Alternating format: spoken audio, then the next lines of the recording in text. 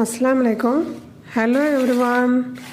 இன்றைக்கி நம்ம ரொம்பவே சிம்பிளான இன்க்ரீடியன்ட்ஸ் வச்சு டக்குன்னு ரெடி பண்ணக்கூடிய ஒரு சிப்ஸு தான் செய்ய போகிறோம். அது எப்படி செய்யலான்னு பார்க்கலாம் வாங்க. அதுக்கு 200 கிராம் ரவா எடுத்திருக்கேன். இதை நைஸாக மிக்சியில் போட்டு நம்ம அரைச்சி எடுத்துக்கலாம். இப்போ இது கூட சேர்க்குறதுக்கு 1 teaspoon chaat masala, 1 teaspoon amchur powder எடுத்திருக்கேன். மிளகாத்தூள் 1/2 டீஸ்பூன், மஞ்சத்தூள் 1/4 டீஸ்பூன்,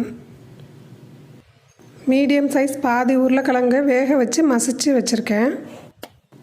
இப்போ இதை ஃபைனாக அரைச்சாச்சு.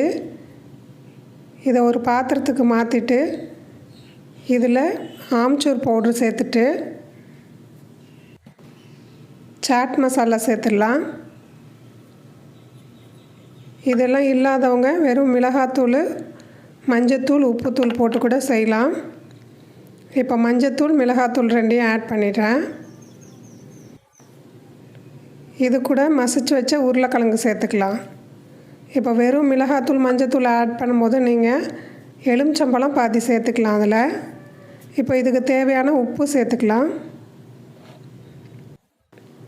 இப்போது இந்த வேக வச்ச உருளைக்கிழங்குலேயே தண்ணி இருக்கிறதுனால இதை ஃபஸ்ட்டு ட்ரையாக கிளறிட்டு அதுக்கப்புறமா கொஞ்சமாக தண்ணி சேர்த்துக்கலாம். ஸ்பூனாக நீங்கள் தண்ணி சேர்த்தா போதும், ஏன்னா நிறைய ஆயிடுச்சுன்னா ஒன்றும் செய்ய முடியாது. இந்தளவுக்கு நல்லா மிக்ஸ் பண்ணிவிட்டு ஒரு கெட்டியான மாவு பதத்துக்கு வந்துடும். சப்பாத்தி மாவு பதம். இதை ஒரு 10 நிமிஷம் போல் வச்சிடலாம். 10 நிமிஷத்துக்கு அப்புறம் எடுத்து சின்ன சின்ன உருண்டையாக நம்ம தேய்க்க ஆரம்பிச்சிடலாம். கொஞ்சமாக மாவு மேலே ஸ்ப்ரெட் பண்ணி விட்டுக்கிட்டு கொஞ்சம் இந்த அளவுக்கு மெல்லிசாக தேய்ச்சிக்கலாம். தேய்ச்சதுக்கப்புறம் டைமண்ட் ஷேப்லேயோ கட்டமாவோ எப்படி வேணால் கட் பண்ணிக்கலாம். நான் இந்த குக்கி கட்டரை யூஸ் பண்ணி ஹார்ட் ஷேப்பில் கட் பண்ணிக்கிறேன். இந்த மாதிரி நம்ம கட் பண்ணதை தனியாக எடுத்து வச்சுக்கலாம். இப்போ அடுப்பில் எண்ணெய் சூடு பண்ணிகிட்ருக்கேன். இந்த இதை போட்டு நம்ம வறுத்து எடுத்துக்க வேண்டியதான். இப்போ எண்ணெய் சூடாகிடுச்சு, இதை போட்டுடலாம். ஏற்கனவே நம்ம சேனலில் உருளைக்கிழங்கு அதிகமாக சேர்த்து ஆலு புஜியாக செஞ்சுருக்கோம். அதை நான் டிஸ்கிரிப்ஷனில் லிங்க் கொடுக்குறேன், அதையும் செஞ்சு பாருங்கள். அது ரொம்பவே டேஸ்ட்டாக இருக்கும். இப்படி போட்டோன்னா மேலே அப்படியே உப்பி வந்துடும்.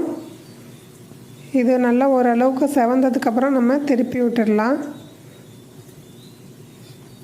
இது எடுக்கிறதுக்கு முன்னாடி ஓரளவுக்கு நல்லா செவந்து வந்ததுக்கப்புறம் எடுத்தால் தான் மொறுமொறுப்பாக இருக்கும், இல்லைன்னா பூரி மாதிரி இருக்கும். இப்படி வறுத்து எடுத்ததுக்கப்புறம் இதுக்கு மேலே ஃப்ளேவருக்கு சாட் மசாலாவோ இல்லை வேறு எதுவும் உங்களுக்கு ஃப்ளேவர் பிடிச்சிச்சின்னா அதுக்கு தகுந்த மாதிரி ஆட் பண்ணி அதுக்கப்புறம் சாப்பிட்லாம். இன்றைக்கி நான் அப்படியே ப்ளைனாக வச்சிட போகிறேன், ஏன்னா உள்ளே சாட் மசாலா சேர்த்துருக்கிறதுனால அந்த ஃப்ளேவரே போதுமானது. இப்போ இந்த அளவுக்கு செவக்க எடுத்துட்டு இதே மாதிரி நான் எல்லாத்தையும் போட்டு பொரித்து எடுத்துக்க போகிறேன்.